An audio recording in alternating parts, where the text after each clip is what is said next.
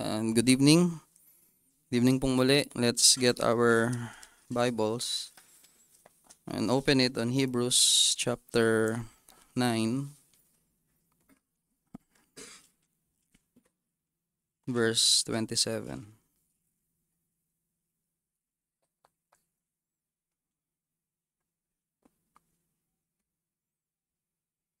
Hebrews chapter 9, verse 27. If you're there, just say amen. Maybe yung iba sa inyo ay kabisado na po ito, no? Let's read this or recite it. Ready now, begin. And as it is appointed unto men once to die, but after this, the judgment. Heavenly Father, bless us and help us as we right now study your word. May we not just hear it, but also by your grace and strength apply them in our life. And truly, Lord, may we be serious about this reality that will come upon us all at an appointed time that only you can know and none of us can tell. This we pray in Jesus' mighty name. Amen. You may take your seat. The title of our message this evening is Our Appointment with Death. Our Appointment with Death. By way of introduction, this verse refutes the false teaching of reincarnation. Sabi dyan, it is appointed unto men once to die, and there's no turning back. It tells us that judgment comes. But it's not my main focus right now. I want tonight for us to talk about our appointment with death. None of us knows what a day will bring. Hindi natin masabi ang buhay. In my life, being, a church person or a child that grew up in this, sabihin na nating Baptistic faith or evangelical faith, I never personally would have imagined that bad things will really happen, no, to believers. We cannot deny that reality, although I can say na sa buhay ko na alam ko yon, pero never siguro kong in-expect na mangyayari sa sarili ko or sa iba nakakilala ko that I also know or even care. None of us can know what the day will bring to us and to everyone.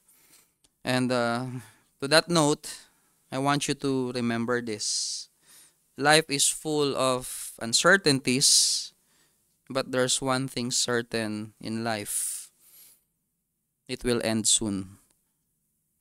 Ang buhay ay may hangganan. Ito ay may katapusan. We live in a fallen world. A world that is filled and full of sin, and a world that is filled with consequences because of sin. Ang sabi sa Romans 6:23, we all know this, the wages of sin is death.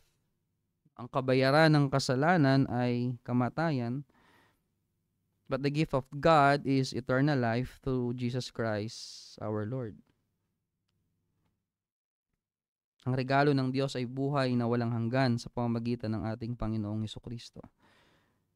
Alam niyo ba yung word na death in the King James Version alone, no? Or even yung mabanggit yung death, that word death itself, when you open the Bible, it was used 342 times from Old to New Testament.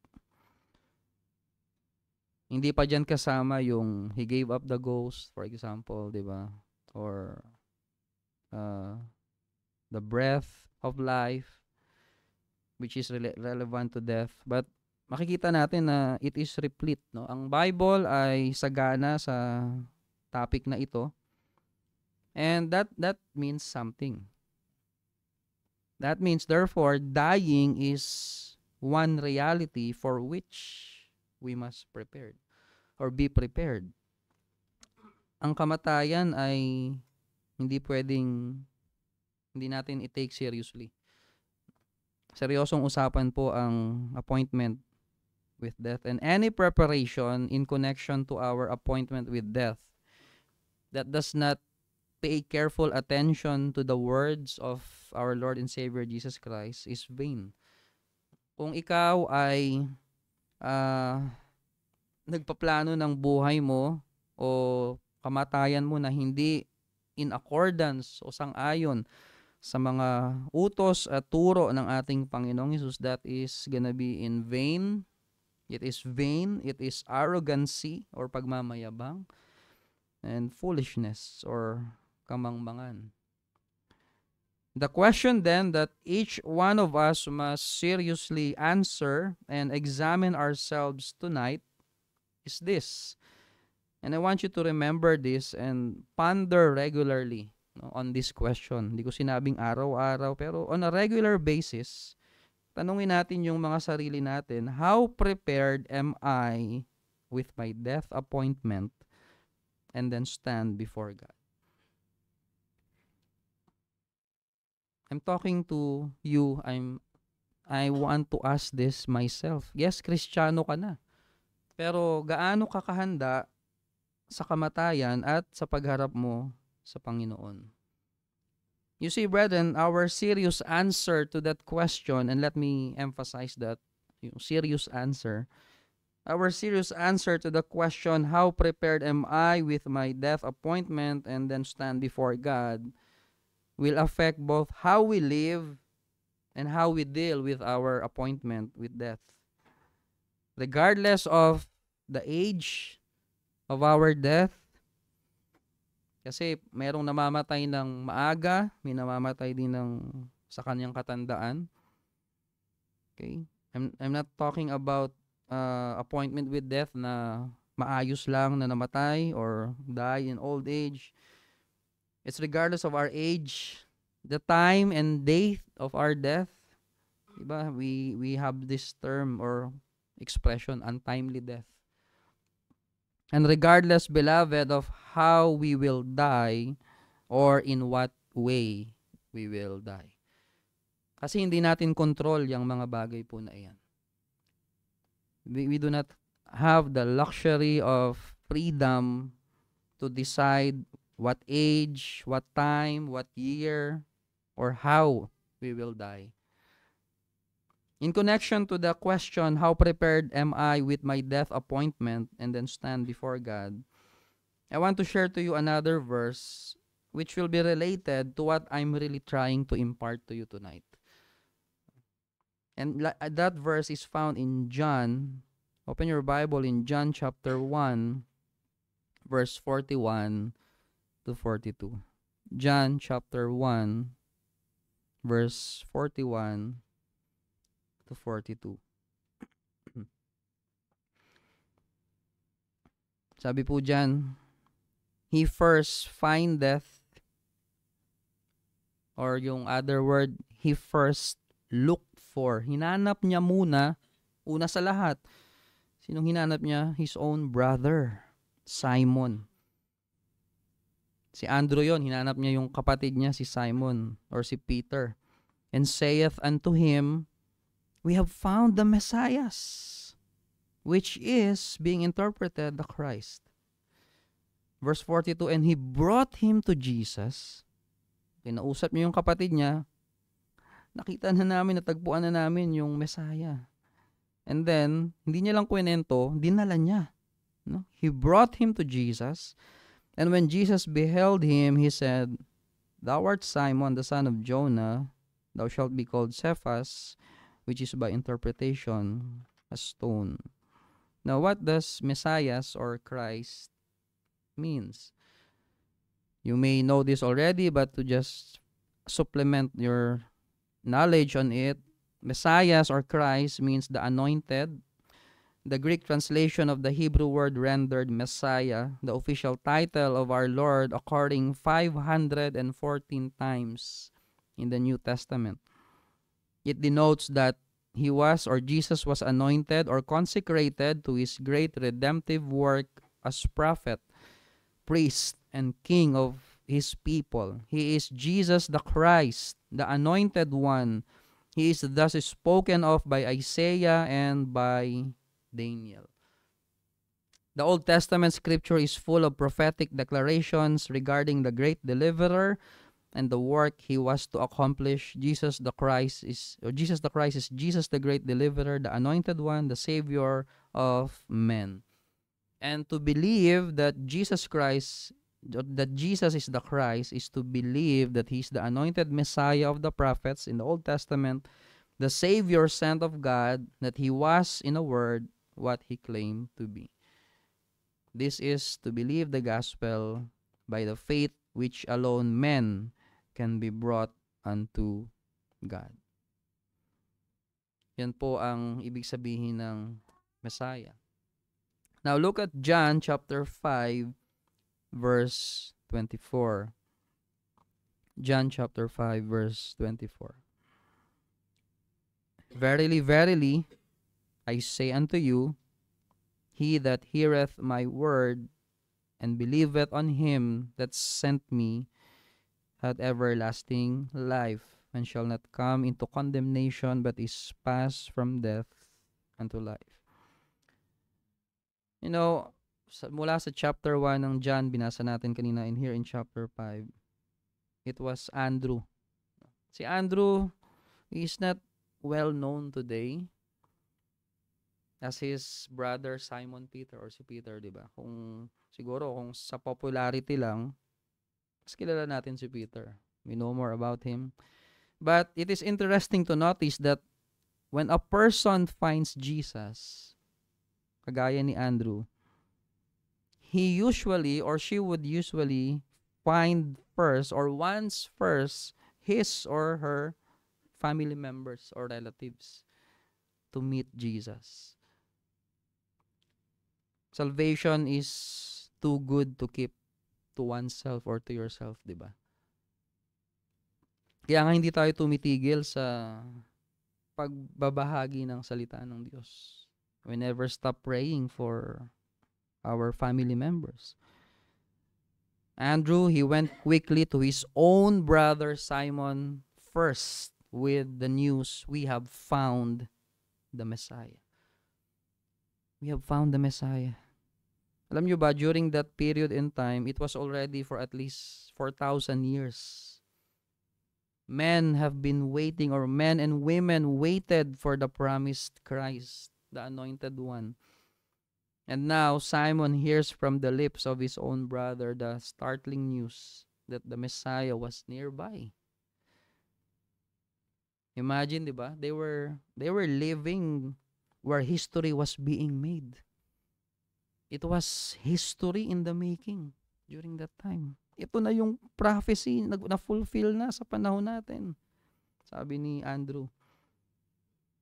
And look at Andrew's message. It was very simple. It was only 5 words. We have found the Messiah. Yet God used it to win Peter. Beloved, this teaches us that we do not have to be great preachers or clever speakers. Minsan, tayo kung hindi tayo takot, nahihiya tayo. Diba? Nahihiya tayo na i-share ang Panginoong Hesus sa ibang tao. Nahihiya tayo na ikwento yung nangyari sa buhay natin sa kapangyarihan ng Ebanghelyo ng mabuting balita ng kaligtasan na kay Kristo. Look at Andrew. We need only to tell men about the Lord Jesus Christ and His gospel. We have found the Messiah. And then what's his next move? Andrew brought his brother to the right place, to the right person. He did not bring Peter to the church. Don't get me wrong on this. He did not bring his own brother to the creed. He did not bring his brother to the clergyman or to those in the temple. Andrew brought Peter to Jesus. Always remember that. Don't magnify the church. Doon ka sa church namin, ang ganda doon. Ang galing nung pastor doon, ang galing nung deacon doon. Mayaman yung ganto, ganyan. Ang ganda ng mga program namin. Meron kaming ganito. Don't magnify the church. Don't magnify the pastor. Don't magnify the deacon. Don't magnify anyone in the church. Bring them in. Yun ang sabi nung kanta, di ba? Bring them in, bring them in, bring the wandering ones to Jesus. God used Andrew in sharing the gospel to his own brother, Simon Peter. And we know what has become or what became of Peter. Diba? We can say from, the records of the scripture, by God's grace, he became a great fisher of men. He was one of the leading apostles. But there was a Simon in his life. Once, there was a Simon, a brother, sarili niyang kapatid ang naging concern sa kanya. Ito na yung inaantay nating Messiah. Yes, to us who are now in Christ Jesus, saved by God's grace, it's true. Totoo na Jesus Christ has conquered death for us. Masaya tayo doon, di ba? Christ has conquered death for us. Another thing that we are happy of is that even though our physical body will die, our appointment with death is simply a transition. Death is like our gateway to eternity with God. But dearly beloved, we should not simply prepare ourselves on our appointment with death. We must be like Andrew. We should help others. We should share the gospel. Because they have their own appointment with death. Si Andrew, naging concern siya kay Peter, sa kapatid niya. Hindi niya tiningnan si Peter kung personality ni Peter, alam natin, very talkative, laging gusto siya yung bida. Hindi niya doon tiningnan eh. May kaluluwa to. Kailangan niyang malaman na andito na yung Messiah. We should help others, brethren, prepare their appointment with death. To prepare their appointment with death. And that only we can do through the powerful message of the gospel of our Lord and Savior Jesus Christ. Someone rightly said, listen to this quote, we are to speak both biblically, honestly, explaining the reality of eternity and the hope that is found in Jesus Christ. We should not be abrupt or unfeeling, but filled with wisdom and grace. No, yun din yung minsan problema natin eh. We tend to just give up, or yung attitude natin sa kapatid natin, lalo na sa kapamilya, na para bang bahala ka nga sa buhay mo. Bahala ka na sa sarili mo. Tapos na ako sa'yo. We just easily lose hope when the fact is the person is still alive. You cannot know how to live until you've settled the question of how to die. Tomorrow is not a promise to any of us, but eternity is guaranteed to every follower of the one who is the resurrection and the life. You can prepare yourself and your friends and loved ones to meet the day of death with calm and confidence rather than with fear and uncertainty. Look at John 11:25, our final verse. John chapter 11, verse 25, in connection to that quote. Sabi ng Panginoong Jesus, Jesus said unto her, I am the resurrection and the life. He that believeth in me, though he were dead, yet shall he live. Beloved, I just simply want to encourage all of us to continue sharing the gospel. Magpatuloy tayo. You are doing the will of God. Nandito tayo sa UAE, not just to fellowship. We know that. But I hope we are continually bringing them in to Christ. Not to ourselves, not to anyone, not to the leaders. I-grab natin yung every opportunity of evangelism as we prepare our appointment with death to the glory of God. Hindi mo kailangan maging magaling sa pagsasalita o whatever qualities you're thinking of. We have found the Messiah. And then bring him or her to Jesus. Let us pray. Heavenly Father, indeed it is appointed unto man once to die, but after this the judgment. Indeed it is not also fair to just simply be saved and do nothing. When Andrew met you, he wasn't, and he never became silent. He brought his brother Peter. Lord, may we do the same, starting with our own family members. Forgive us because maybe to some of us, we just gave up on our parents, siblings, who are not yet in Christ. Lord, tonight is a reminder that we need to continually bring them in. We don't have to